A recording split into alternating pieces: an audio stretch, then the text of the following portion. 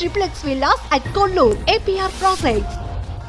Okay. నిర్ణయం ఎలా ఉంటుందో ముందు రోజు లాస్ట్ అండ్ ఫైనల్ గా చెప్పండి. మొన్న ఒక బాలినేని శ్రీనివాస్ రెడ్డి, నిన్న ఒక విజయసాయి రెడ్డి, రేపు ఇంకా బడా నేతలు చాలా మంది ఉన్నారు, పార్టీ మారటానికి సిద్ధంగా ఉన్నారు, క్యూ లైన్ కట్టేశారు, గేట్లు తెరవటమే లేట్ అవతల వాళ్ళు, గేట్లు తెరిస్తే మొత్తం అనే మాట వాస్తవమా? ఇంకా కీలక నేతలు పార్టీని వీడే అవకాశం ఉంది అనే మాటకి ఏం చెప్తారు మీరు? వెళ్ళేవాళ్ళు వెళ్ళొచ్చు. ఇందులో ఇక్కడ ఆపడానికి ఎవ్వరు లేరు సిద్ధంగా. జగన్మోహన్ రెడ్డి గారు కూడా సిద్ధంగా లేరు.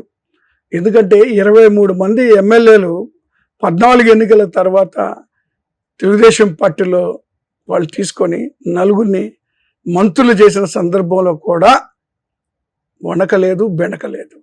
ప్రజల మధ్యలో ఉండి ప్రజల విశ్వాసాన్ని పొంది ప్రజల పక్షాన నిలబడి 19 ఎన్నికల్లో 151 సీట్లు వచ్చినాయి.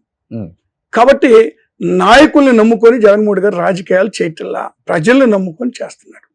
ఈ నాయకులు మరి వాళ్ళ స్వార్థ ఆలోచనలతోటి వెళ్తూ ఉంటారు, ఎవరైనా వెళ్తారు. దాంట్లో ఏమి రాజకీయాల్లో శాశ్వత మిత్రులు ఉండరు, శత్రువులు ఉండరు, అది అంటుంటారు ఎప్పుడు, అది వాస్తవం కూడా అది.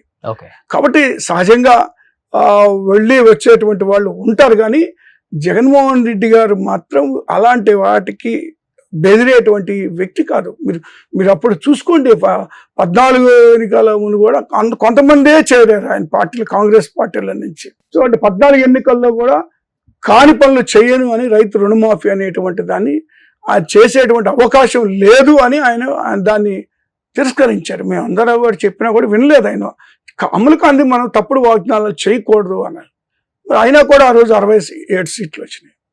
కాబట్టి ఇప్పుడు మళ్ళీ ఖచ్చితంగా వైఎస్ఆర్ కాంగ్రెస్ పార్టీ 29 ఎన్నికల్లో విజయ దుందుబి మోగించబోతుంది అనేటువంటి మాట వాస్తవం.